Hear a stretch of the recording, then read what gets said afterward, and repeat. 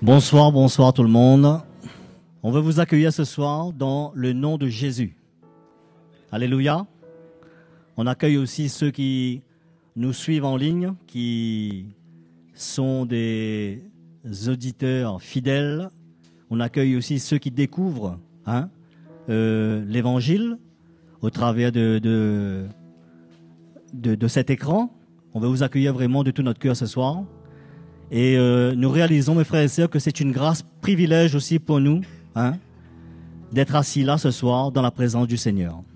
Il y a tellement d'endroits où nous pouvons y être, nous pouvons y aller, mais nous avons été appelés par celui qui nous a sauvés, celui qui nous a retirés de là où nous étions. Moi, je regarde à ma vie, je ne peux être que reconnaissant ce soir, parce que j'aurais été très loin. Je regarde ce que le Seigneur a fait dans ma vie, dans notre vie, mes frères et sœurs. C'est vraiment l'occasion pour nous vraiment de l'honorer, de le respecter, respecter sa parole. C'est une grâce, c'est un privilège, non? On peut faire beaucoup de bruit dans ce monde devant beaucoup de choses, dans les stades, dans beaucoup de festivités, mais devant ce Seigneur qui nous a sauvés. Je peux vraiment l'acclamer ce soir. Je peux vraiment, sans timidité, vraiment le louer de tout mon cœur ce soir. Parce que en lui, il y a la vie. Nous ne demeurons pas dans la mort. En lui, il y a la vie éternelle qui nous a donnée. Encore ce soir, nous voulons nous mettre sous le ministère de l'Évangile, sous la parole de Dieu, parce que le Seigneur a quelque chose pour nous ce soir, mes frères et sœurs. Moi, je suis dans l'attente ce soir. Il y a une crainte dans mon cœur. Il y a la parole de Dieu qui nous dit que j'ai besoin de sagesse, mais la sagesse commence là où il y a la crainte de Dieu. Cette crainte est dans mon cœur ce soir. Parce que je veux le louer, je veux l'honorer, je veux l'adorer. Je veux faire ce qui est bon pour lui. Parce que je peux faire beaucoup de choses de ma propre force. Mais le Seigneur, il a dit, sans moi, vous ne pouvez rien faire. Et j'ai besoin de me rapprocher de lui ce soir. Allons nous lever ce soir, mes frères et sœurs. Allons le chercher de tout notre cœur. Nous allons entendre l'Évangile. Nous allons entendre ce message ce soir. Le Seigneur a quelque chose pour nous, pour chacun de nous. On a peut-être des questions sans réponse, mais ce Dieu qui est vivant, ce Dieu qui sonde nos reins, nos cœurs, il a la réponse pour chacun de nous ce soir. Et moi, je crois que pour ma vie, j'ai besoin de lui. Je peux faire beaucoup de choses par ma propre force. Mais il a dit que sans moi, vous ne pouvez rien faire. Et j'ai besoin de demeurer en lui, afin qu'il demeure en moi, afin que je puisse porter du fruit. Et pour nous tous, c'est comme ça, mes frères et sœurs. Seigneur, nous voulons vraiment nous courber devant ton trône, le trône de ta grâce ce soir, parce que tu es ce Dieu vivant qui nous a justifiés, qui nous a rachetés de là où nous étions, qui nous a arrachés, Seigneur, des ténèbres, pour nous emmener, Seigneur, dans le royaume de ton amour, Jésus. Nous sommes reconnaissants ce soir. Nous voulons vraiment, Seigneur, nous courber devant ta face. Nous voulons élever ton saint nom, Seigneur, afin que, Seigneur Jésus, tu puisses encore, Seigneur, continuer ton œuvre dans notre cœur. Faire ce que tu as besoin de faire, nous parler. Jésus, nous voulons vraiment ouvrir nos cœurs ce soir comme un livre, afin que tu puisses écrire, Seigneur, sur ce cœur, dans ce livre. Nous crions à toi parce que nous avons besoin de toi. Nous voulons t'honorer pour tout ce que tu as déjà fait dans nos vies, pour tout ce que tu vas faire encore, ce que nous ne voyons pas encore. Nous voulons élever ton saint nom. Nous voulons acclamer ton saint nom ce soir, Jésus. Car il n'y a aucun autre nom qui a été donné sous ce ciel pour que chacun de nous puisse être sauvé. Seigneur, nous voulons vraiment, Seigneur, t'honorer. Allons applaudir ce Dieu vivant ce soir. Allons le crier ce soir. Alléluia. Le Seigneur est bon et son amour durera toujours, sa fidélité subsiste à jamais. Le Seigneur est bon, il ne nous décevra jamais, il est avec nous. Oh, c'est un Dieu fidèle et un Dieu bon. Ta fidélité, ta bienveillance remplit nos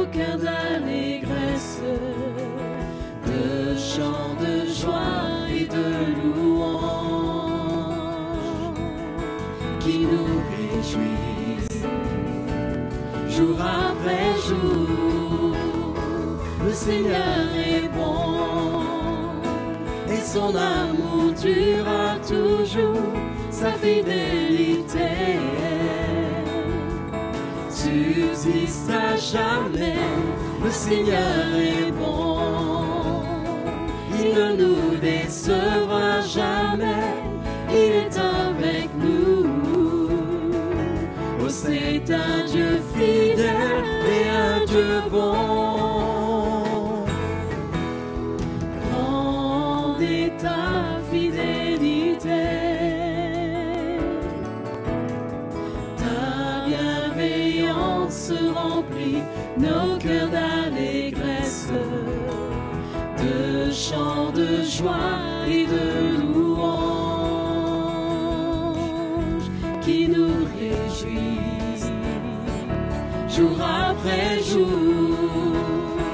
Le Seigneur est bon, et son amour durera toujours, sa fidélité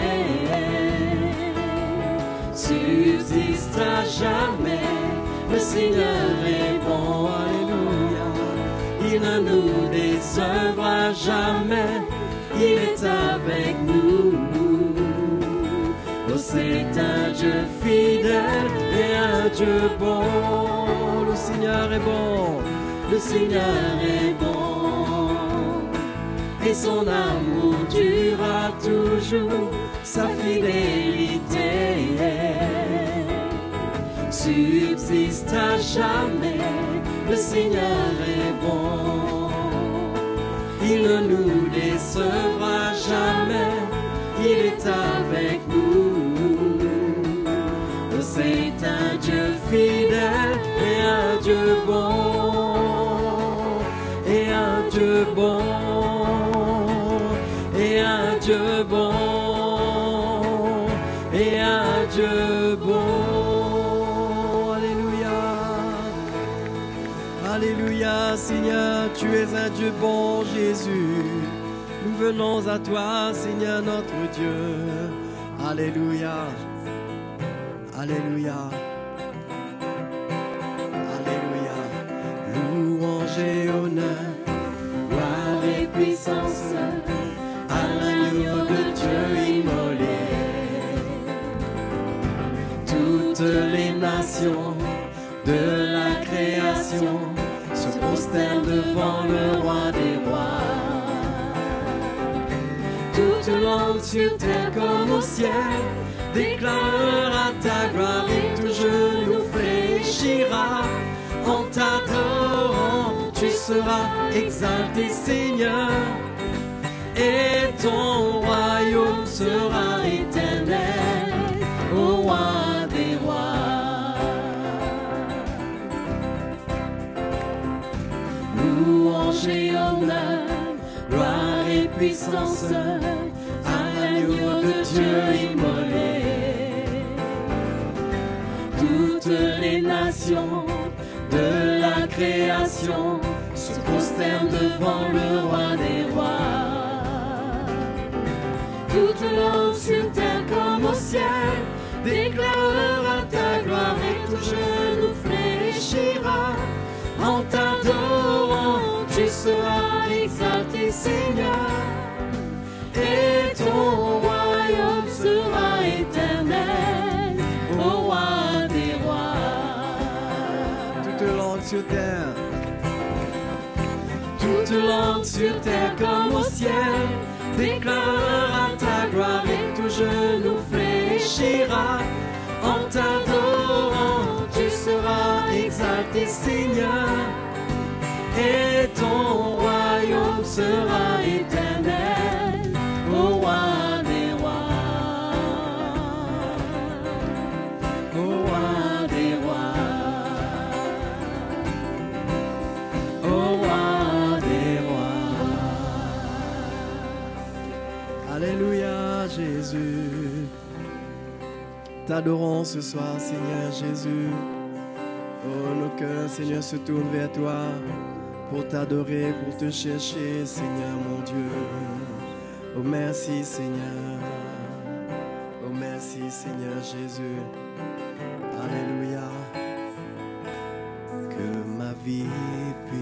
t'apporter louange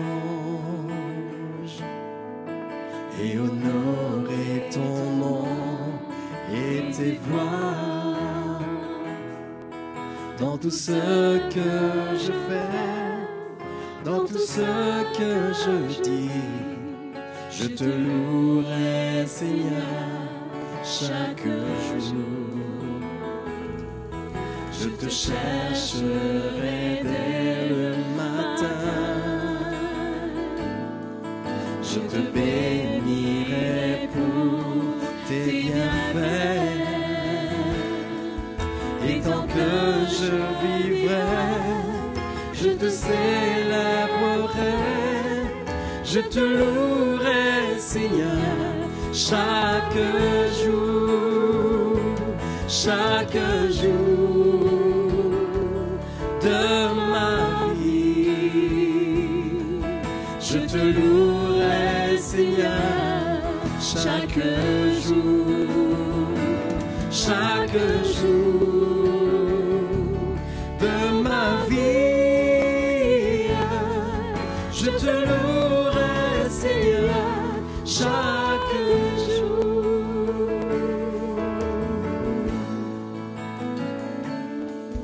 Que ma vie puisse t'apporter louange et honorer ton nom et tes voix.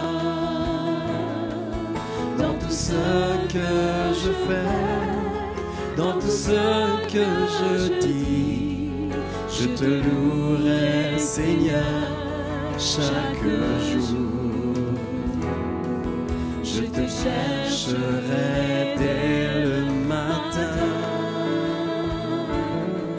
je te bénirai pour tes bienfaits.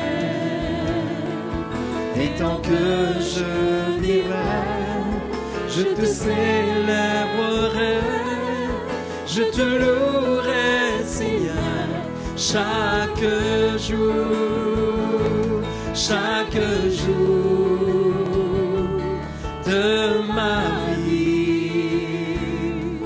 Je te louerai, Seigneur, chaque jour, chaque jour de ma vie. Je te louerai, Seigneur, chaque jour, chaque jour de ma vie. Je te louerai, Seigneur, chaque jour, chaque jour de ma vie. Je te louerai, Seigneur, chaque jour. Je te louerai, Seigneur, chaque jour. Je te louerai, Seigneur, chaque jour. Alléluia. Oh Seigneur, je te louerai. Oh merci Jésus. Merci mon Dieu. Alléluia. À toi la gloire. Tu mérites la gloire et l'honneur. Nous levons nos mains en louant, en adorant ton saint nom. Tu mérites la gloire et l'honneur. Nous levons nos mains en louant, en adorant ton saint nom. Car tu es grand, tes miracles sont si grands. Nul n'est comme toi, Seigneur. Nul n'est comme toi, Seigneur. Car tu es grand, tes miracles sont si grands. Nul n'est comme toi, Seigneur. Nul n'est comme comme toi, Seigneur.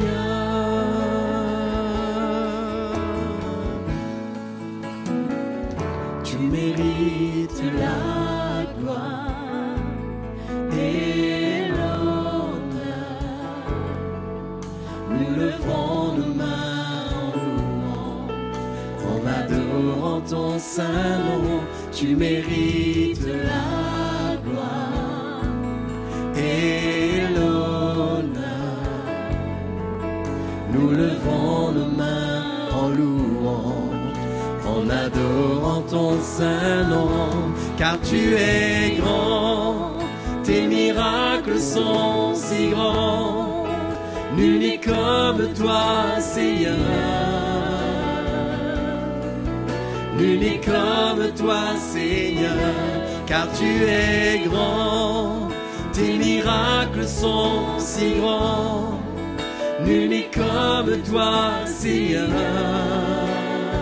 Nul n'est comme toi, nul n'est comme toi, Seigneur, car tu es grand, tes miracles sont si grands.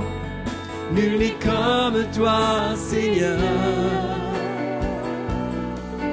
Nul n'est comme toi, Seigneur, car tu es grand, tes miracles sont si grands. Nul n'est comme toi, Seigneur. Nul n'est comme toi, Seigneur.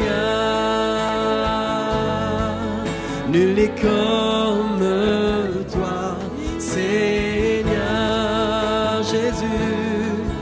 Nul n'est comme toi, Seigneur, alléluia. Tu es grand, Seigneur, tes miracles sont grands, Jésus. Nous t'adorons, Seigneur, alléluia. Ô Seigneur, mon roi, nous t'adorons, Seigneur Jésus. Alléluia, notre Dieu.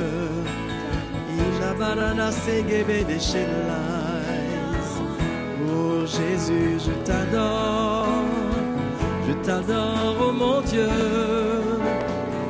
Je te loue, oh Seigneur. Tu es là, mon Dieu. Tu es si grand, Seigneur Jésus. Alléluia, mon roi. Alléluia. Je te loue, mon Seigneur, oh mon Dieu. Alléluia.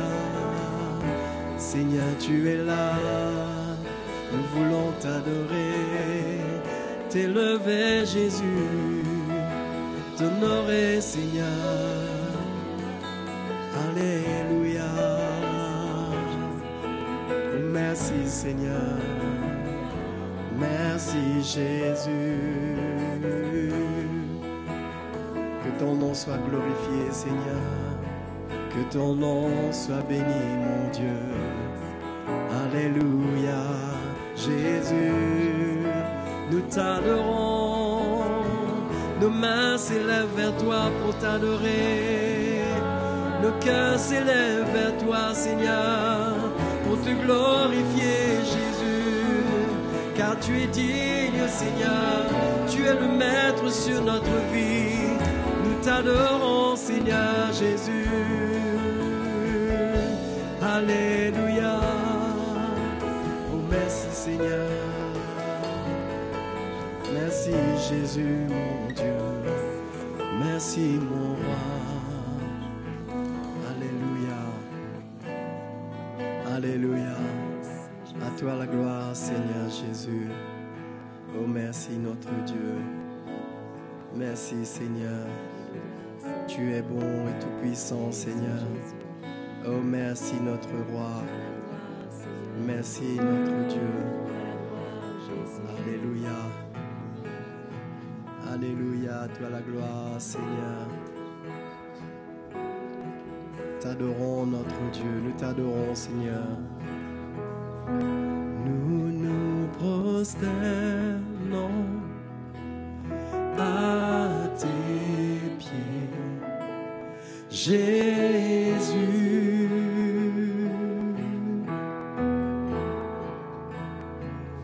Nous nous prosternons à tes pieds, Jésus.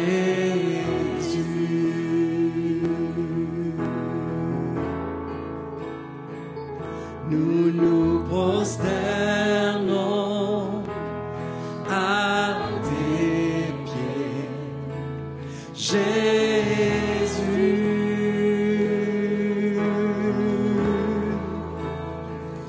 Nous nous prosternons à tes pieds, Jésus.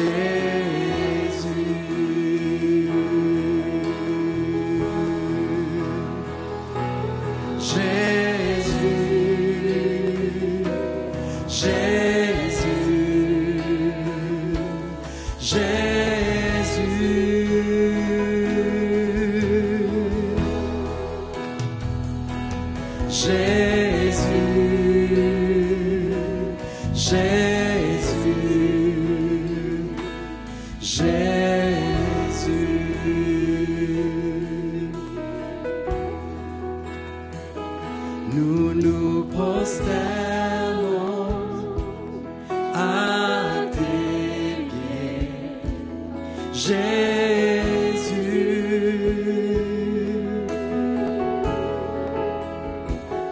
Nous nous prosternons à tes pieds, Jésus. Nous nous prosternons à tes pieds, Jésus. Nous nous prosternons à tes pieds, Jésus.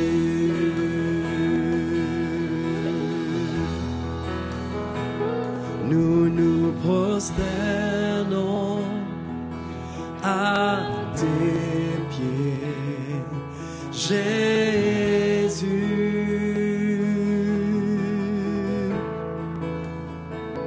Nous nous prosternons à tes pieds, Jésus,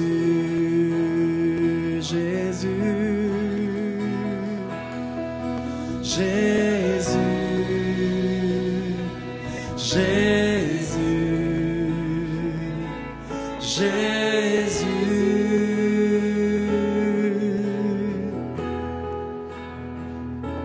Jésus, Jésus, Jésus.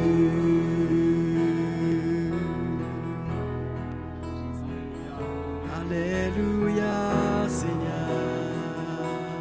Oh Jésus, oui Jésus.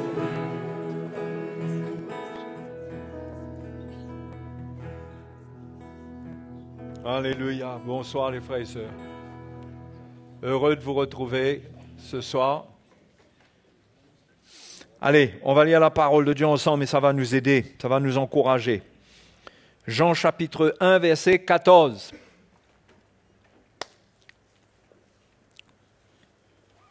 Jean 1, 14. Jean 1, 14 nous parle de quoi? Nous parle de la parole de Dieu, Jésus qui a été fait chair et que par cette parole nous a été révélée la grâce et la vérité. Et la parole a été faite chair et elle a habité parmi nous, pleine de grâce et de vérité. Et nous avons contemplé sa gloire, une gloire comme la gloire du Fils unique venu du Père. Donc, la grâce et la vérité marchent ensemble. C'est ce que Jésus est venu apporter. Et je dirais, je vous laisse cette image, c'est qu'il n'y a pas meilleur ambassadeur de la vérité que la grâce. La grâce est comme un ambassadeur de la vérité. C'est elle qui précède, c'est elle qui prépare les cœurs et c'est elle qui accompagne la vérité. C'est elle qui rend possible l'œuvre de la vérité. Et nous sommes sous ce ministère, non pas d'une vérité qui est crue, qui nous écrase, qui nous condamne, mais sous le ministère d'une vérité qui est empreinte de la grâce du Seigneur, où Dieu veut nous montrer que sa main est étendue vers nous, qu'il est avec nous, que depuis la mort de Jésus, il n'est pas contre nous, mais qu'il veut accomplir son œuvre dans notre vie et il nous demande son attention dans la foi pour que nous puissions accueillir la vérité, la rechercher, la désirer, l'accueillir. Et c'est pourquoi je vous dis que la grâce est le meilleur élément de la part de Dieu pour révéler la vérité. La vérité qui est en Christ est profonde. Jésus est venu la révéler. Il est venu montrer à la croix comment le péché est une abomination, comment c'est horrible, comment Dieu rejette le péché en crucifiant même Jésus sur cette croix. Et comment il veut délivrer l'homme, non pas en lui communiquant des petits enseignements, des petits principes, mais le Seigneur montre à l'homme le chemin de la mort. Le chemin de la mort à lui-même, le chemin de la crucifixion. C'est le chemin de la véritable et de la profonde délivrance de l'homme de son péché. Et parce que cette œuvre est profonde et nous atteint en profondeur, eh bien, il faut qu'il y ait de la grâce dedans. De la grâce. C'est pourquoi la grâce est non seulement un ministère qui est le cœur de Dieu, qui vient vers nous par le Saint-Esprit. Jésus même l'a manifesté. Si vous voulez avoir une idée de la grâce, regardez comment Jésus a marché, puisqu'il est dit que la parole a été faite chair, elle a habité parmi nous pleine de grâce. Si on va avoir le modèle de la grâce de Dieu, en Jésus, lisez l'évangile de Jean. Lisez les évangiles. Et vous verrez comment il est venu avec la grâce, comment il n'est pas venu pour condamner, comment il pardonne, comment il guérit, il fait du bien. La Bible nous dit que il était loin de Dieu et il allait de lieu en lieu, délivrant tous ceux qui étaient sous l'empire du diable. Et c'est pour cela qu'il est venu. Il est venu pour nous délivrer, pour nous libérer. C'est pourquoi notre réponse à nous, c'est la foi. C'est la foi. Nous croyons, nous avons déjà reçu la foi pour le salut. Nous devons rechercher la foi pour avoir les promesses, pour son œuvre. Et la grâce du Seigneur, elle est là au milieu de nous par l'Évangile. S'il n'y a pas l'Évangile, la révélation de l'Évangile, la vérité peut être crue, elle peut être très dure. Elle peut créer en nous un sentiment qui n'est pas celui qu'on devrait avoir. On pourrait se sentir rejeté, condamné.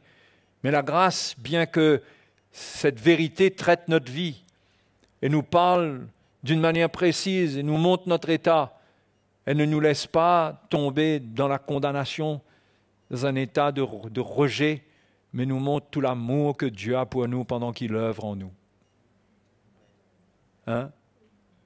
Amen. Donc, ce que je veux vous dire ce soir, c'est que cette grâce est un ministère, mais c'est un état de cœur aussi. C'est un état. Ce n'est pas simplement quelque chose qui agit comme ça, c'est un état que nous devons transporter. Et la Bible nous en parle, par exemple, dans 2 Pierre, chapitre 3, verset 17. Ça va, on démarre bien ensemble là? Vous êtes là, les cœurs sont connectés? Amen. Vous savez, c'est automatique ça, hein? Il n'y a pas besoin de code Wi-Fi là. Hein? On n'a pas besoin de se connecter sur un réseau là, on est tous ensemble. Ceux qui aiment l'Évangile, ceux qui cherchent l'Évangile parce qu'ils veulent changer, parce qu'ils veulent servir Dieu, ils sont sincères, ils se connectent à l'Évangile automatiquement. Regardez ce que Pierre nous dit, 2 Pierre chapitre 3 verset 17. Vous donc, bien-aimés, qui êtes avertis, tenez-vous sur vos gardes, de peur qu'entraînés par l'égarement des impies, vous ne veniez à déchoir de votre fermeté. Mais croissez dans la grâce et dans la connaissance de notre Seigneur et Sauveur, Jésus-Christ. À lui soit la gloire maintenant et pour l'éternité. Amen. Mais croissez dans la grâce. Donc, on a besoin de grandir dans la grâce. C'est quelque chose dans lequel on a besoin de grandir. C'est un état de cœur.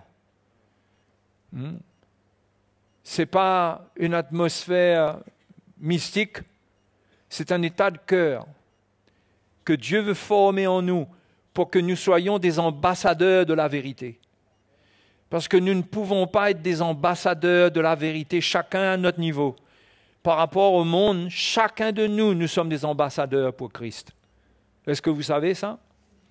Nous sommes appelés à faire connaître la vérité du Seigneur, à rendre les hommes libres en leur annonçant la vérité de l'Évangile.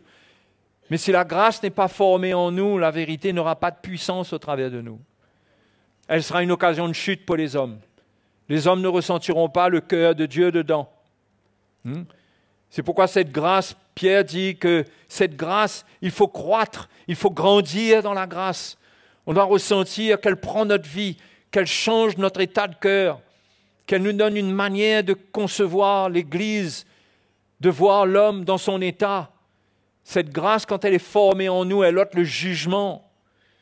Elle nous donne un cœur comme celui de Dieu pour accueillir, pour prendre soin, pour secourir, pour dire la vérité sans que cela produise un état de culpabilité chez les autres, mais au contraire, que les hommes, en entendant et en ressentant cette grâce, comme ça a été le cas au temps de Jésus, qu'ils ressentent que cette parole qui vient de Dieu est une parole de salut. C'est un cœur de Dieu qui vient vers eux. S'il n'y a pas la grâce, c'est comme si que cela tombe par terre comme ça. La grâce porte la vérité vers le cœur des hommes. Donc ça doit être formé en nous. La Bible nous dit que Jésus lui-même, dans Luc chapitre 2, verset 42, on ne va pas tout lire, mais quand Jésus avait 12 ans, etc., il est allé à la fête et puis il est resté à Jérusalem. Ses parents sont sortis sans lui, comme ça nous arrive à beaucoup d'entre nous. Pas beaucoup, à certains. C'est déjà arrivé, ça va vous faire sourire. Mais on oublie l'enfant à Jérusalem. Et puis ils sont allés le chercher, un peu paniqués. Et au verset 49, lorsqu'ils vont trouver Jésus, et ils vont lui dire, on te chercher, qu'est-ce qui se passe? Et Jésus va leur dire, pourquoi me cherchiez-vous? Ne savez-vous pas qu'il faut que je m'occupe des affaires de mon Père? Mais ils ne comprirent pas ce qu'il leur disait. Puis il descendit avec eux pour aller à Nazareth. Il leur était soumis. Sa mère gardait toutes ces choses dans son cœur. Verset 52. Et Jésus croissait en sagesse, en stature et en grâce devant Dieu et devant les hommes. Il croissait en sagesse. Il apprenait de la part du Père, au travers des circonstances, il comprenait, il apprenait de la part de Dieu comment agir depuis tout jeune. Il grandissait en stature. On sentait qu'il y avait quelque chose qui émanait de lui. Il croissait en stature et il croissait en grâce. Sa croissance faisait de lui quelqu'un qui était de plus en plus accessible. Sa croissance spirituelle ne le barricadait pas derrière une spiritualité où il comprenait tellement de choses que les hommes n'avaient pas accès. Au contraire, il croissait en grâce. Il y avait quelque chose en lui qui faisait qu'on était attiré vers lui. C'est ce que ici, la parole de Dieu appelle la croissance en grâce. Il est dit devant Dieu et devant les hommes. C'est quelque chose qui se forme devant Dieu et devant les hommes. Si on veut apprendre la grâce et grandir dans la grâce en dehors de notre relation envers les hommes, on n'apprendra pas grand-chose. En priorité, entre nous, l'Église, dans toutes les choses qui peuvent arriver, Dieu veut travailler en nous pour que nous puissions avoir cette grâce. Il veut nous briser. Vous savez, la grâce, ça ne peut pas se former autrement que par le brisement. Quand Dieu brise notre carapace charnelle, c'est elle qui est dure. Elle est orgueilleuse. Elle croit comprendre. Elle est arrogante. Elle peut se tenir devant quelqu'un et lui faire ressentir qu'il ne comprend rien.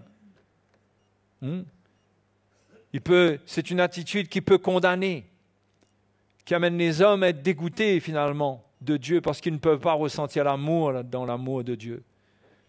Mais quand Dieu nous brise, quand il brise cette carapace charnelle, cette carapace d'orgueil, qu'il enlève en nous toute confiance que nous avons en nous-mêmes, là, la grâce se forme en nous. Cette grâce devient forte dans notre cœur, elle peut s'exprimer. Et si nous n'avons pas cette grâce, nous ne sommes pas très utiles pour l'œuvre de Dieu. L'œuvre de Dieu dans l'esprit pour toucher le cœur des hommes. Parce que Dieu ne nous donne pas accès au cœur des hommes s'il n'y a pas cette grâce. Parce que sans la grâce, la vérité fait trop mal. La vérité détruit.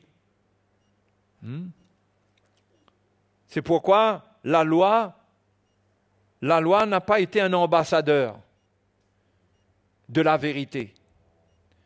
La loi a plutôt été un huissier. Vous faites la différence entre les deux? Si je peux parler de l'huissier de la façon la plus négative, ce n'est pas simplement ce qu'un huissier représente, ce que je dis là. Mais de la manière qu'on connaît un huissier, c'est que c'est quelqu'un qui vient, qui vous dit la loi, c'est la loi, qui n'a pas le temps de faire des sentiments, qui vous réclame ce que vous devez payer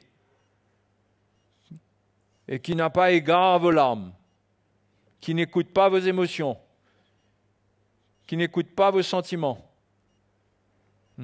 Donc la loi, c'était plus un huissier qui vient réclamer, qui vient demander. Voilà ce que tu as fait, voilà ce que tu mérites. Il faut payer. Il faut payer. Mais aujourd'hui, nous sommes sur le ministère de la grâce. Nous avons un ambassadeur qui s'appelle la grâce. Si vous voulez, une ambassadrice, mais je dirais une ambassadeur, ça va être plus simple pour moi. La grâce, c'est l'ambassadeur de Dieu pour venir parler de la paix de Dieu et faire ressentir que ce que Dieu cherche, c'est la paix avec lui. C'est ce qu'il veut. Il ne veut pas condamner. C'est pourquoi si on n'a pas cette grâce formée dans notre cœur, on va faire ressentir autre chose et on va amener la vérité dans un autre esprit. Et on a besoin de cette grâce alors qu'on est instruit, on est enseigné, on a besoin de l'œuvre de Dieu qui forme cette grâce en nous. On en a besoin pour notre contact avec le monde. On en a besoin pour nos relations que Dieu veut former entre nous. On en a besoin dans notre maison. Et ce n'est pas une grâce qui laisse de côté la vérité. Ce n'est pas un ambassadeur qui se laisse corrompre. Il reste ferme avec la vérité. Ce n'est pas une grâce qui vient dire des choses personnelles. C'est une grâce qui représente le Seigneur, son cœur, sa vérité. Mais c'est un cœur qui doit être formé en nous pour que le ministère du Seigneur de réconciliation soit puissant au travers de nous. Si vous voulez ressentir vraiment le cœur de grâce, c'est d'aller dans 2 Corinthiens chapitre 5, verset 19. Vous verrez l'esprit dans lequel Paul parle, c'est dans l'esprit de cette grâce-là. Au verset 19, il dit « Car Dieu était en Christ, réconciliant le monde avec lui-même, en n'imputant point aux hommes leurs offenses. Mais, il a mis en nous la parole de la réconciliation. » La vérité dont Paul parle, c'est une vérité pour réconcilier. Nous faisons donc les fonctions d'ambassadeurs pour Christ. Comme si Dieu exhortait par nous, nous vous en supplions au nom de Christ, soyez réconciliés avec Dieu. Vous voyez ce cœur-là? Est-ce que vous voyez le cœur de grâce qu'il y a là-dedans? Il dit, nous vous en supplions. Qui supplie là? Il dit comme si Dieu exhortait par nous, c'est comme si Dieu lui-même vient supplier les hommes. Dieu ne vient pas condamner les hommes, la parole de réconciliation avec le cœur de la grâce de Dieu qui vient, c'est pour amener la réconciliation et faire ressentir le cœur de Dieu qui désire que les hommes soient sauvés, soient avec lui. Et c'est un état de cœur qui doit être formé en nous. Ce n'est pas quelque chose qu'on a juste parce qu'on est chrétien, mais c'est quelque chose qui c'est pas naturel pour nous. Mais c'est le cœur qui agissait au travers des apôtres, au travers de Paul et de l'équipe apostolique. Il dit, nous faisons fonction d'ambassadeur. Et ce n'est pas une fonction technique. Ce n'est pas venir dire des choses. Mais il y a un cœur qui vient avec. Nous vous en supplions. Soyez réconciliés avec Dieu. Ce genre de cœur-là, la grâce doit former cela en nous pour que si nous devons intervenir d'une manière ou d'une autre, c'est avec ce cœur-là. Ce n'est pas avec un cœur qui condamne. Ce n'est pas avec un cœur qui rejette. L'église de Corinthe était dans un piteux état. Le monde, le péché avait envahi l'église. Mais Paul ne vient pas malgré tout, malgré la gravité de l'état du péché, il ne vient pas les condamner. Mais il leur parle de réconciliation. Il vient avec un cœur. Le cœur de l'apôtre est quelque chose d'extraordinaire. Il vient dans un esprit pour supplier, de ne pas rester comme ça. Pourquoi est-ce qu'il y a une supplication? Parce que Dieu ne veut pas les perdre.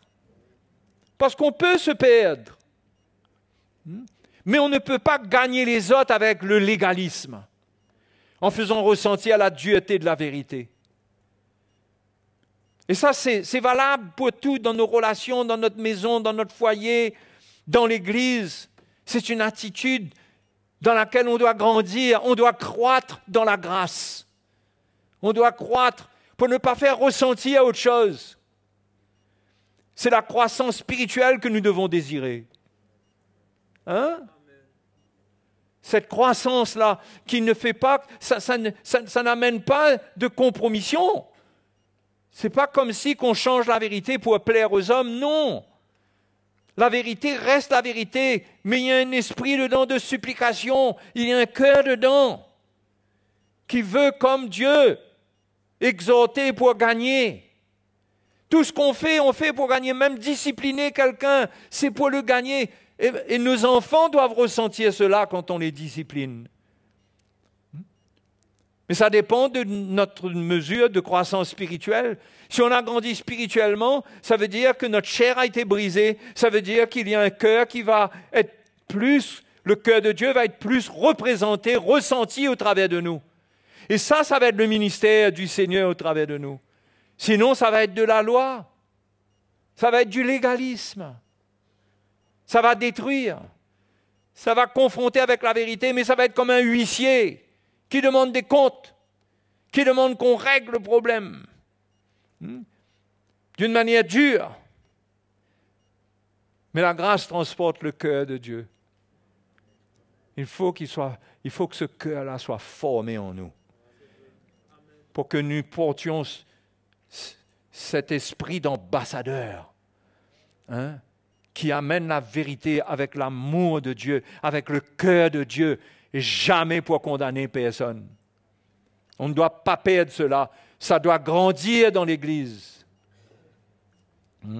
Et chacun doit vouloir grandir là-dedans. Et ceux qui ne grandissent pas là-dedans, malheureusement, ils tirent profit de cela.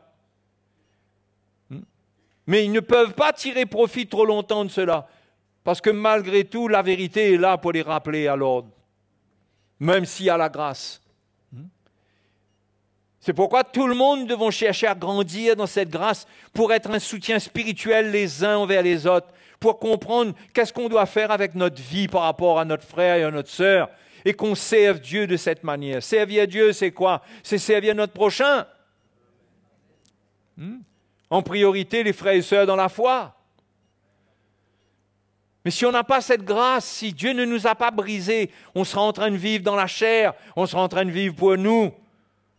Et toutes nos petites interventions, ça sera comme des petits rasoirs avec lesquels on va blesser les autres. C'est pourquoi ce cœur-là, je veux l'avoir de plus en plus. Je veux l'avoir. Parce que je réalise qu'on ne peut pas porter des fruits sans ce cœur-là. On dérange, on bouscule. Combien de gens ont dû être dérangés inutilement, bousculés, blessés inutilement? Je parle par ma vie même, par le manque de grâce. Mais il y a une croissance. C'est pourquoi même par rapport aux défauts des serviteurs de Dieu, prenez patience. Mais vous-même, ne soyez pas seulement spectateurs, mais laissez Dieu vous briser pour former cela en vous. Parce que c'est par grâce qu'on est sauvé, non? Vous êtes d'accord avec moi? On est sauvé par la grâce. Comment est-ce qu'on devient un moyen de salut pour les autres? Par la grâce. Par la grâce, ça veut dire quoi? Bien sûr que ça veut dire que ce n'est pas par les œuvres.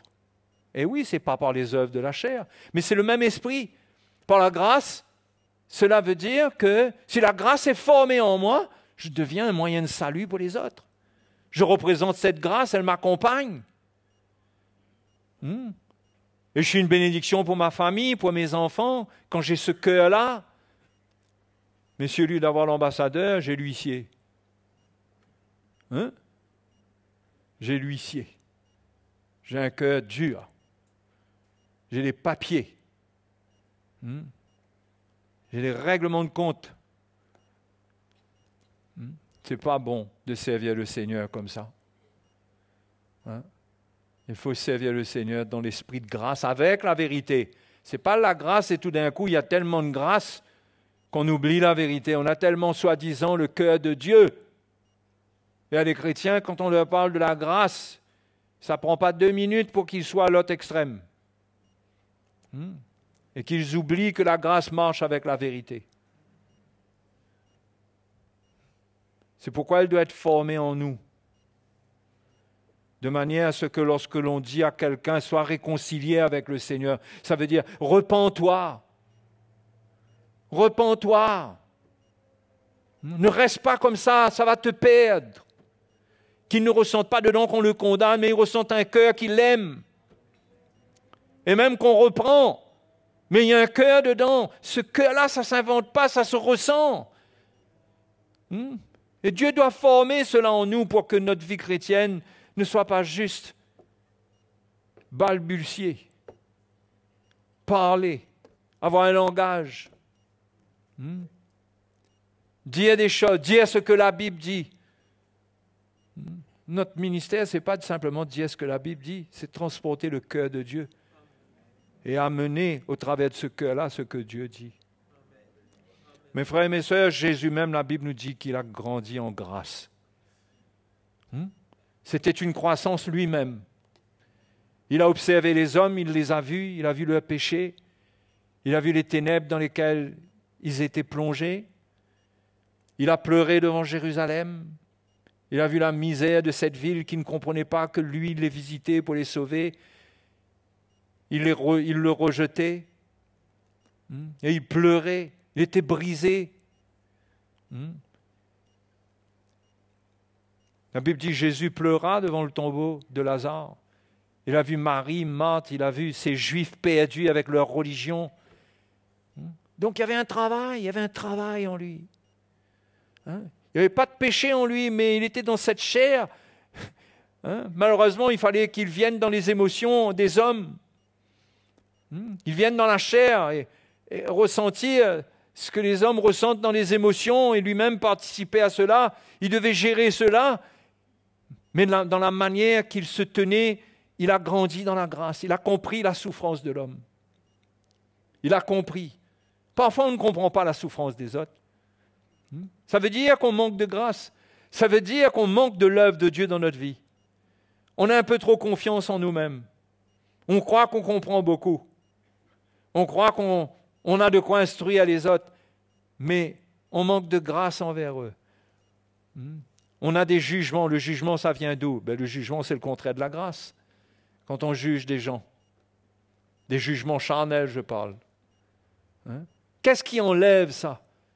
C'est pas simplement, c'est pas philosophique ça. C'est pas scolaire. On n'apprend pas ça par des études.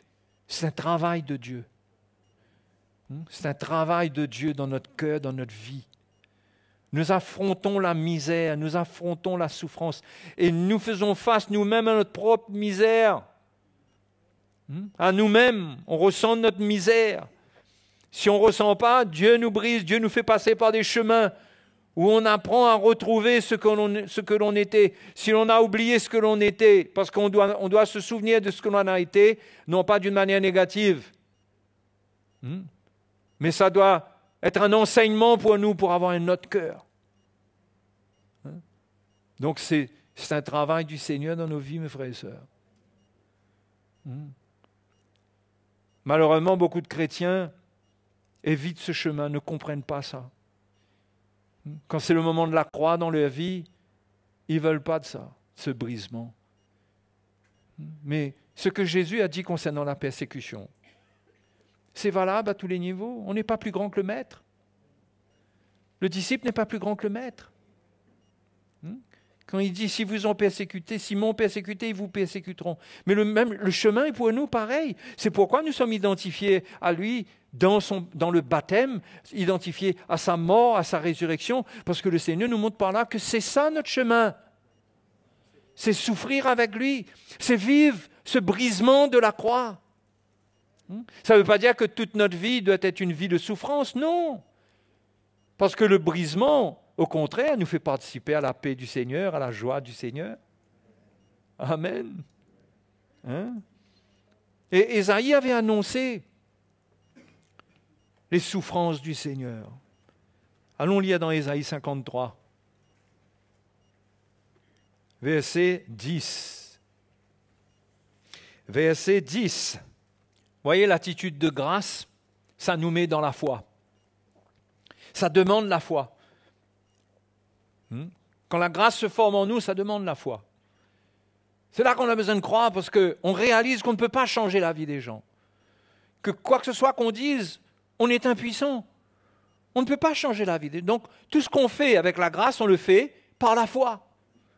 On s'attend au Seigneur, à ce qu'il parle, à ce qu'il agisse lui-même. Mais quand on le fait avec la loi, on le fait nous-mêmes.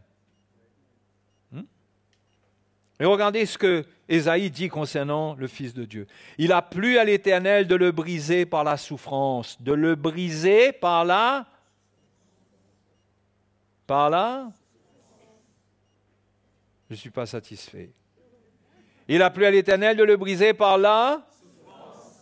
Merci, frères et sœurs. Après avoir livré sa vie en sacrifice pour le péché, il verra une postérité et prolongera ses jours. Et l'œuvre de l'Éternel prospérera entre ses mains. Après l'avoir brisé par la souffrance, c'est là que l'œuvre de Dieu va prospérer entre ses mains. C'est ce qui est écrit ici. Et le verset 11 continue. À cause du travail de son âme, il rassasiera ses regards. Du travail de son âme. Vous savez, la souffrance intérieure, le brisement intérieur que Jésus a ressenti dans son âme, ce brisement, cette souffrance dans laquelle il était en tant que fils de l'homme. Et il était le fils de Dieu, mais il était aussi le fils de l'homme. Et il y avait un travail dans son âme de souffrance, de brisement. C'était pas facile. Les tendances naturelles de la chair n'allaient pas dans le sens de la croix. Il a vécu un brisement. Et il s'était donné à la croix pour accomplir la volonté de Dieu. Mais il avait ressenti déjà sa résistance dans le jardin d'Éden.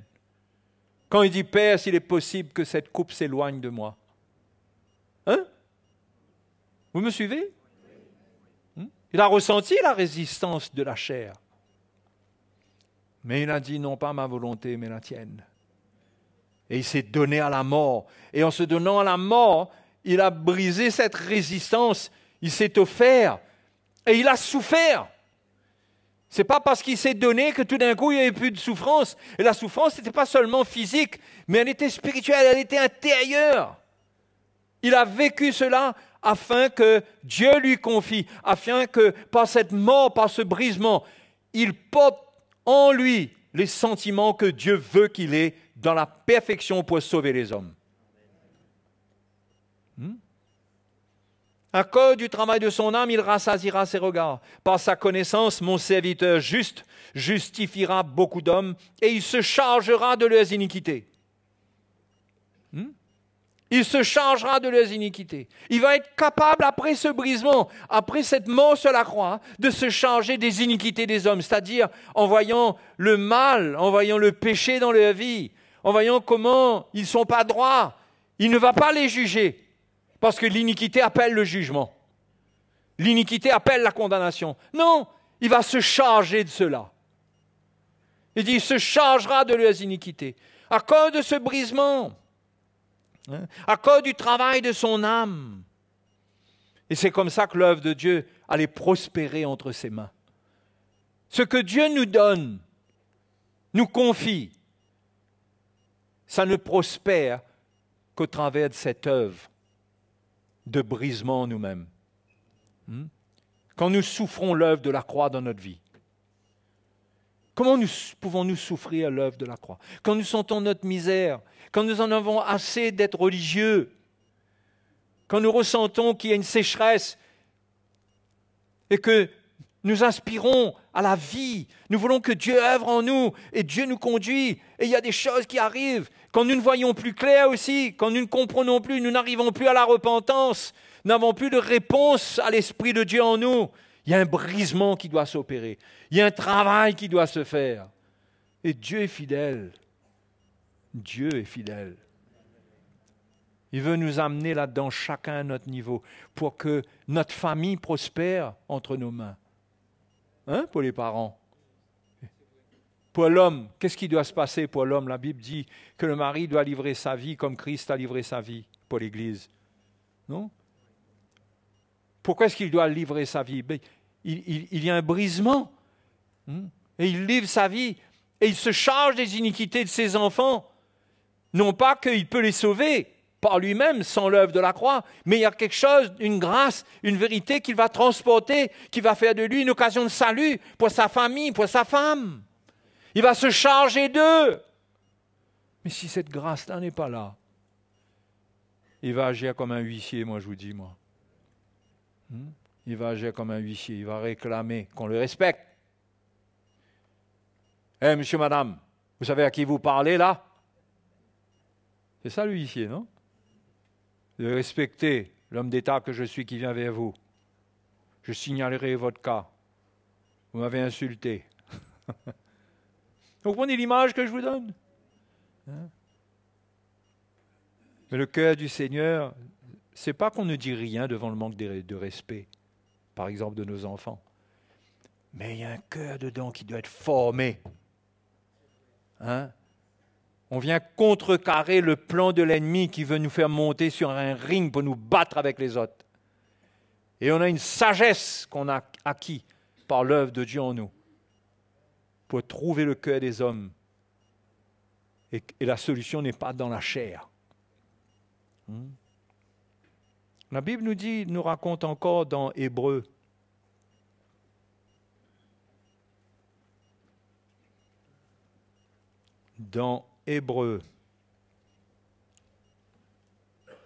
chapitre 5, verset 7, en parlant de Jésus.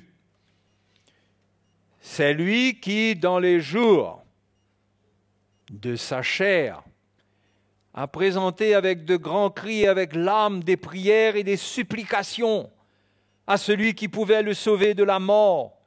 Et il a été exaucé à cause de sa piété. Il a appris, regardez, il a appris, bien qu'il soit fils, l'obéissance par les choses qu'il a souffertes. Après avoir été élevé à la perfection, il est devenu pour tous ceux qui lui obéissent l'auteur d'un salut éternel.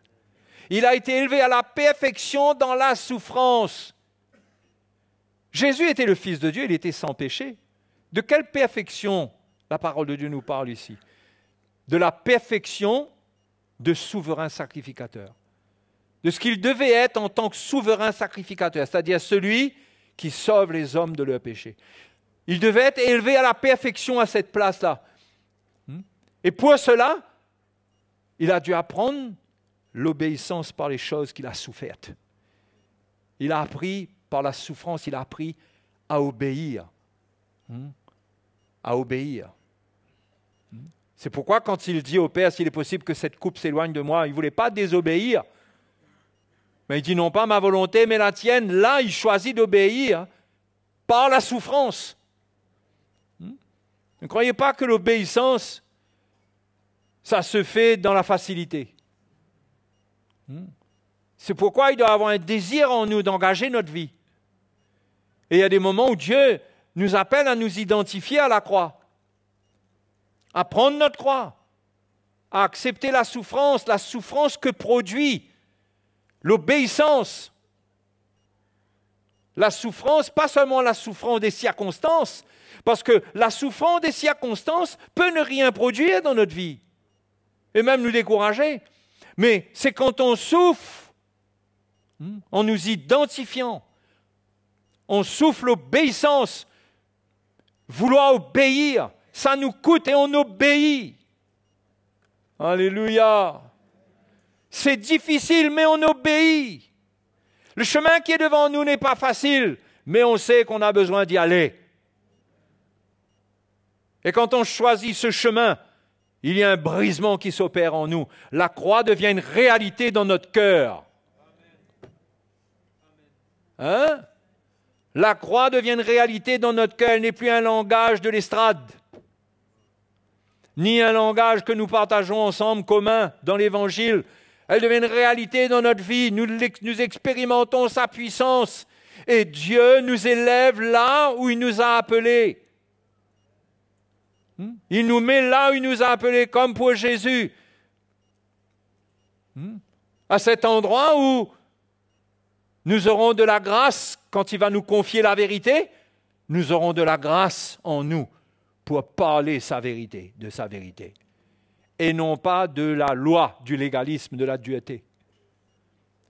Mais si on évite le chemin de la souffrance, c'est-à-dire le chemin de l'obéissance, si on l'évite, on ne se ressentira qu'écrasé par les circonstances. Je ne vous parle pas de circonstances de malheur qui tombent sur vous, les frères et sœurs. Je vous parle de décisions que vous devez prendre, d'identification où vous savez que vous avez pris une décision. Cette décision vous coûte. Elle coûte cher à votre chair.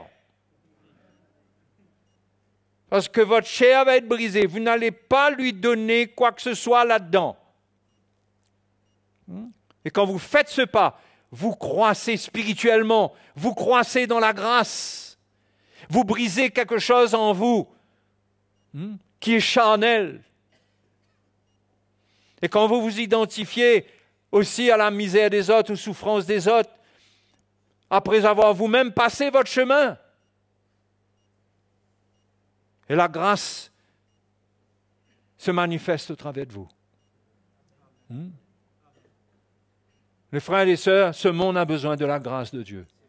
Ce monde ne connaît pas Dieu, ce monde ne connaît de vérité que l'évangile, que quelques versets. Oui, ça circule sur les réseaux sociaux, ça circule sur des papiers et tout, mais le monde ne connaît que des versets. Le monde ne connaît pas le cœur de Dieu. Le cœur de Dieu, ça ne peut pas être reproduit sur du papier. Le cœur de Dieu, ça se reproduit dans le cœur de l'homme. C'est vous et moi. Ça ne sera jamais remplacé par quoi que ce soit. Sinon, l'évangélisation ne sera que de la distribution de papier. Je ne dis pas qu'on ne sauve personne avec ça, mais il ne faut pas trop compter dessus. Même si on le fait avec persévérance, et on peut compter que quelque part, Dieu conduise quelqu'un, oui, ça se passe. Mais le papier de Dieu, c'est nous. Paul dit aux Corinthiens, vous êtes une lettre de Christ écrite par notre ministère. C'est nous le papier de Dieu. C'est nous quand nous parlons, quand le cœur de Dieu s'exprime au travers de nous. C'est là que les hommes connaissent le cœur de Dieu. C'est là que vos voisins, votre famille, vos amis, vos collègues pourront ressentir le cœur de Dieu. Parce que c'est un cœur, ce n'est pas des versets qu'on cite. Mais la vérité est dedans. Comprenez? La vérité est dedans. L'amour est dedans. Et pour grandir dans cette grâce, il faut accepter que Dieu nous brise, mes frères et sœurs. Et moi, ce soir, je vous supplie, moi. Moi, je vous dis, soyez brisés. Brisez votre cœur. N'acceptez pas d'être des chrétiens tièdes. Des gens qui sont justifiés, qui sont des enfants de Dieu. Qui, s'ils gardent la foi, iront au ciel. S'ils gardent la foi. N'acceptez pas d'être cela, d'être terne. Mais désirez que Dieu travaille votre vie. Et quand le moment arrive pour obéir, ne fuyez pas. Quand l'Évangile vous parle, ne fuyez pas. Quel que soit le sujet sur lequel l'Évangile vient s'exprimer, ne fuyez pas. Quand l'Esprit de Dieu vous montre ce que vous devez faire avec votre vie, ne fuyez pas. Prenez votre croix, obéissez. La croix est un chemin d'obéissance. Sans l'obéissance, il n'y a pas de croix. Parce que sans obéissance, il n'y a pas de croix de Jésus. La croix de Christ, elle est puissante à cause de son obéissance. La croix de Christ sera puissante dans votre vie à cause de votre obéissance. De votre obéissance, pas de votre écoute de la parole de Dieu, de votre obéissance. Quand vous vous identifiez, quand vous dites oui, pas avec un langage, mais avec action. Avec action et vérité. Là, quelque chose se forme en vous. Il y a un cœur qui... Votre cœur va être travaillé. Et que vous restez ferme dans le chemin de la croix. Parce que dans ce chemin, vous le prenez, l'obéissance vous coûte une souffrance. Mais dans ce chemin-là, ne croyez pas que tout le monde vous applaudit. Le travail va continuer. La souffrance va augmenter. Jusqu'à ce que l'œuvre s'accomplisse. Parce que Jésus lui-même, quand il a pris ce chemin, dans ce chemin, il y a eu la moquerie, il y a eu beaucoup de choses. Il a été battu, il y a eu beaucoup de choses avant qu'il arrive à la mort, là. Avant qu'il arrive à cette mort. Et c'est pareil pour nous. Avant qu'on arrive à la mort, à nous-mêmes et un changement, il y a un chemin à prendre. Il y a un Golgotha où il faut arriver. Et moi, je veux vous encourager. Et vous supplier. Sinon, vous allez être des chrétiens religieux, morts. Vous allez sentir que vous n'avez pas envie de prier, vous n'avez pas envie de chanter, vous n'avez pas envie de louer le Seigneur, vous n'avez pas envie de témoigner, vous n'avez pas envie de payer le prix, mais vous êtes d'accord seulement pour payer le prix que vous sentez que vous êtes capable de payer sans obéir. Ouais. Et ça garde prisonnier de la religion. Si vous ne voulez pas devenir comme ça, mes frères et sœurs, écoutez bien. Il faut prendre le chemin de la croix. Il faut prendre le chemin de la croix. Et ne pas vous contenter d'être un bon chrétien. Parce que là-dessus, je n'ai aucun mauvais jugement à mettre personnellement. Beaucoup d'entre nous ici, nous sommes de bonnes personnes. Avec nos défauts. Mais les bonnes personnes deviennent vite des personnes religieuses. Vous savez, entre bonnes personnes, là, on devient religieux, parce qu'on est tellement de bonnes personnes. On s'entend bien. Il n'y a pas de problème. Comme s'il y a déjà une grâce qui est là sans la grâce. Mais l'œuvre de Dieu, ce n'est pas ça. Et je veux vous encourager. Vous exhorter dans le nom de Jésus. Acceptez de payer le prix pour trouver le plan de Dieu pour votre vie, l'œuvre qui vous changera, qui vous brisera et qui fera de vous un ambassadeur et une ambassadrice pour Christ. Quelqu'un qui va porter des fruits, quelqu'un que Dieu va utiliser, quelqu'un que Dieu va envoyer parce qu'un ambassadeur, on l'envoie. Quelqu'un qui va être envoyé par l'Esprit de Dieu, qui va ressentir que Dieu lui parle pour lui dire, va parler à un tel, va faire ça. Il va le ressentir et quand il va parler avec le cœur de Dieu, ce n'est pas juste une directive du Saint-Esprit. Le Saint-Esprit m'a dit, après je vais faire des bêtises avec ça. Mais c'est un cœur qu'on porte. Mais quand on a ce cœur, on va être des instruments irremplaçables. Irremplaçables. Mes frères et mes sœurs, Dieu n'a pas besoin des réseaux sociaux pour faire son œuvre. Ça vous choque? Est-ce que je suis en train de dire qu'il faut arrêter les réseaux sociaux concernant l'Évangile? Non. On continue, nous, on prêche l'Évangile, le cœur du Seigneur est ressenti dessus. Mais en ce qui concerne chacun de nous, c'est l'œuvre que Dieu accomplit en nous qui fera de nous un témoin vivant, un témoin de sa grâce, un témoin de sa mort et de sa résurrection. Un témoin de sa grâce, je veux ce cœur-là. Je ne veux pas être un perroquet de la Bible. Je ne veux pas répéter des versets. Je veux le cœur qui est dedans. Et pour avoir le cœur qui est dedans, Dieu doit me faire passer par le chemin de la croix, la mort à moi-même, le brisement de ma chair, tout ce que je ne vois pas aujourd'hui. Dieu me montrera quels sont les obstacles dans ma vie. Et ce que je vois, il faut obéir, se repentir et accepter de prendre le chemin qu'il faut pour grandir dans la grâce. Amen. Alléluia.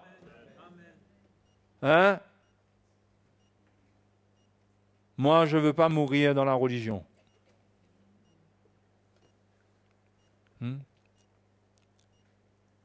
Je dois me garder vivant dans ce chemin. Le jour où je commencerai à renoncer à l'appel de Dieu, au sacrifice que je dois faire avec ma vie, là où Dieu m'appelle, ce que Dieu m'appelle à faire, ce que Dieu m'appelle à être, ce jour-là, je commencerai à être mort spirituellement. Mais je veux vous encourager, ne croyez pas que c'est le chemin des prédicateurs pour qu'ils vous annoncent de bons messages. C'est un appel pour nous tous. Amen. Vous réalisez là le privilège que Dieu veut nous accorder. Il nous appelle tous, il nous fait comprendre comment le servir. Il nous appelle, mais il faut obéir. Il faut obéir. Alléluia. Amen. Pas besoin de plus que ça. Allons nous mettre debout, allons prier. Merci Seigneur.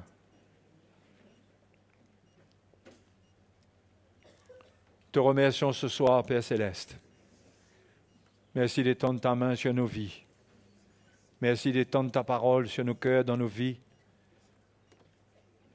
Que ta grâce soit avec notre esprit. Que la vérité pénètre notre cœur.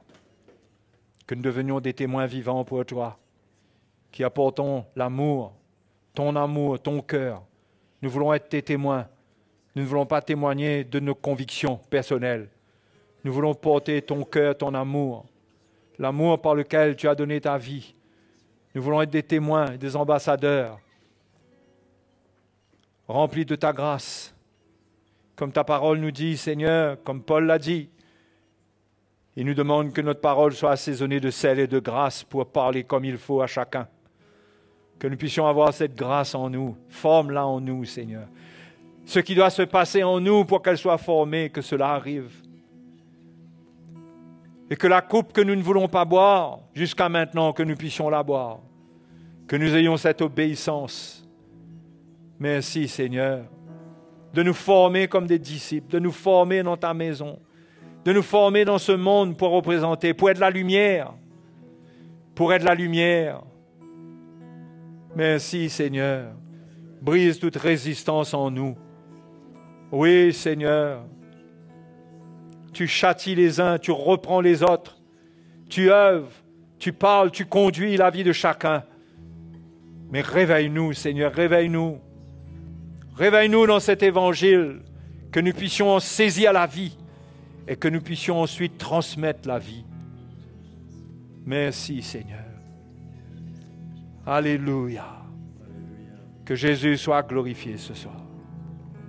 Oh, merci, Seigneur. Merci, Seigneur, merci, Seigneur. Alléluia. Parlons au Seigneur ce soir. Glorifions Jésus de tout notre cœur. Oh, merveilleux Seigneur, merveilleux Seigneur. Merveilleux Seigneur. Que ton amour œuvre en nous ce soir. Que ta grâce agisse en nous. Alléluia. Merci Seigneur, merci. Alléluia.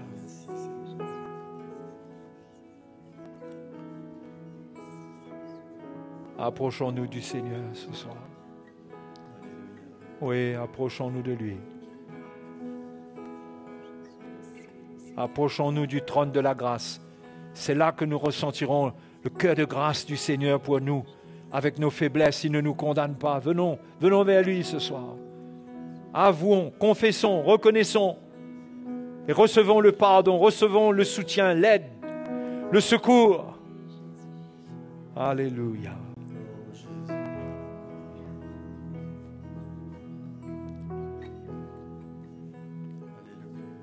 Alléluia.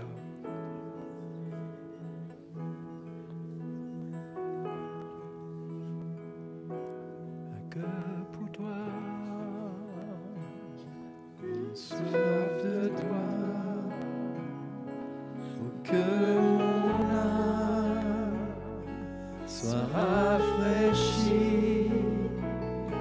Je veux chercher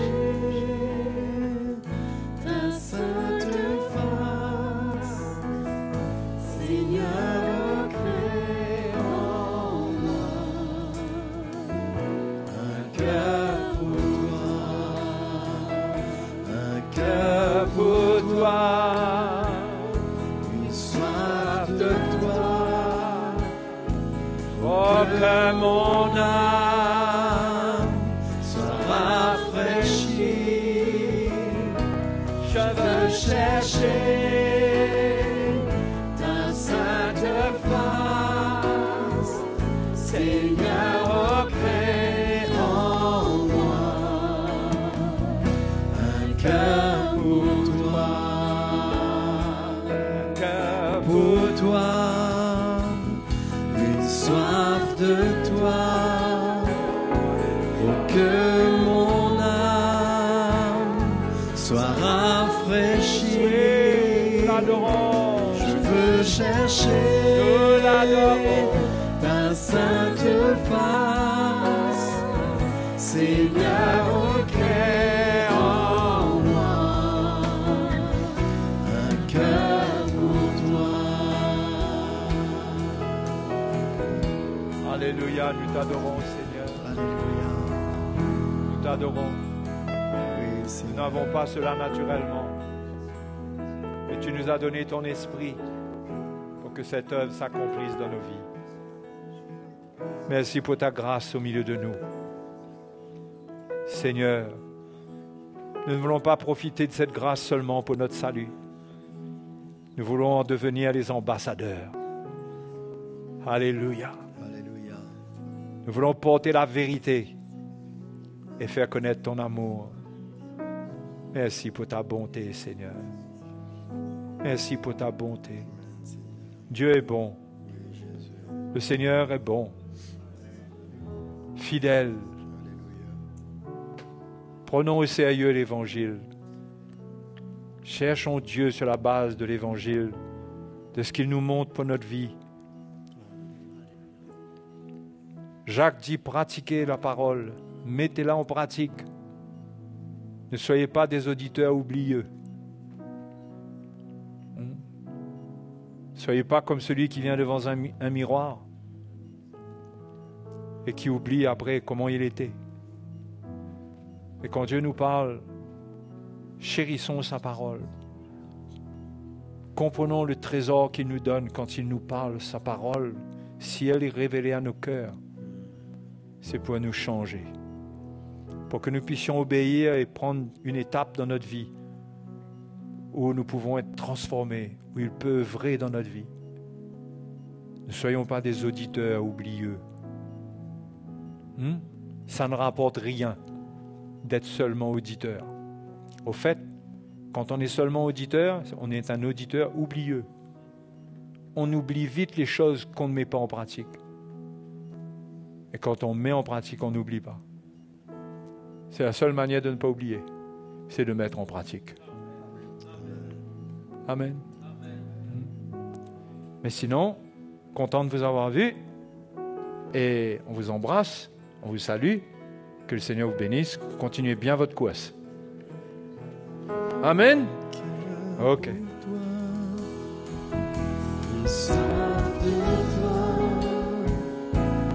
Que mon âme soit rafraîchie, je veux chercher ta sainte face, Seigneur.